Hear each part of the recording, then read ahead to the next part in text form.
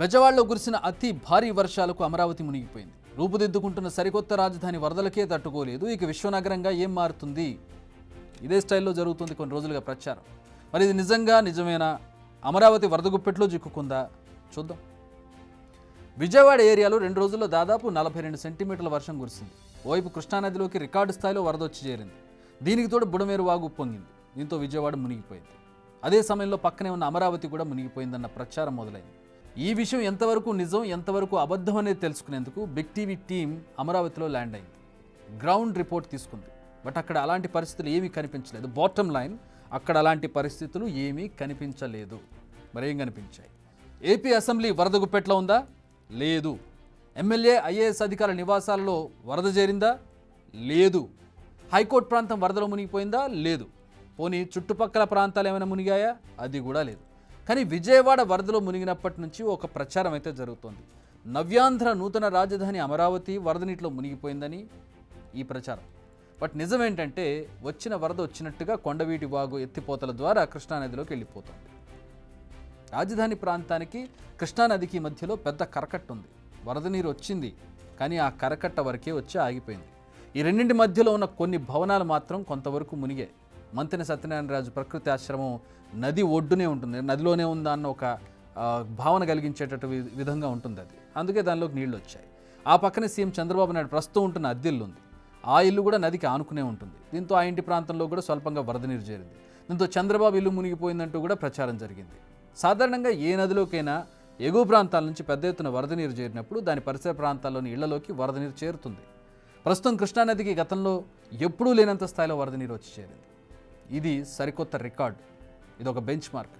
ఇప్పట్లో దీన్ని బీట్ చేసేంతలా వరదలు వస్తాయా అనేది కూడా డౌటే. వచ్చినా దానికి ప్రిపేర్ అయ్యి ఉండాలి. మరి ఇలాంటి వరదల సమయంలోనే అమరావతి చెక్కు చెదరలేదు. సో ఇండైరెక్ట్గా అమరావతి చాలా సేఫ్ అనే ఒక సర్టిఫికెట్ ఇచ్చినట్టుగా మనం అనుకోవచ్చు. అయితే రాజధానిపై విషప్రచారం చేయడంపై ఏపీ సీఎం చంద్రబాబు తీవ్ర స్థాయిలో ఫైర్ అవుతున్నారు. రాక్షసులతో యుద్ధం చేస్తూ యజ్ఞం చేయాల్సి వస్తోందంటూ ఆయన తీవ్ర వ్యాఖ్యలు చేశారు. సంక్షోభం నుంచి బయటపడడానికి తాము ప్రయత్నిస్తుంటే కొందరు మాత్రం ఇక్కడ కూడా ప్రజలకు ఇబ్బందులు కలిగించే ప్రయత్నాలు, రాజకీయాలు చేస్తున్నారంటూ ఇండైరెక్ట్గా వైసీపీ నేతలపై ఫైర్ అయ్యారు. ఇవన్నీ కూడా జరిగితే సానుకూలంగా స్పందించి ఏ విధంగా ఎదుర్కోవాలనో ఎదుర్కొనే సమయంలో మీరు సహకారం ఇవ్వకపోతే పోతారు. కానీ ఇలాంటి తప్పుడు ప్రచారం చేయడం, ఏదో అమరావతి మునిగిపోయిందంట, వీళ్ళని ముంచాలు తీసుకొచ్చి అక్కడ అప్పుడే బుద్ధి వస్తుంది వీళ్ళకి. అమరావతి మునిగిపోయింది ఎవరు చెప్పాడు మీకు?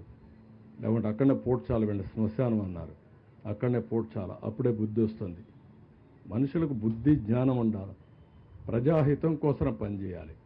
దుర్మార్గంగా మహాడే కార్యక్రమాలు చేస్తున్నారు. ఎడారి అంటారు. ఎడారండి అమరావతి? ఇంకా సిగ్గు రాలేదు మీకు? అంటే ప్రజలు వింటారు కాబట్టి ఎదురుదాడి చేస్తారా మీరు? ఎన్ని రోజులు ఎదురుదాడి చేస్తారు?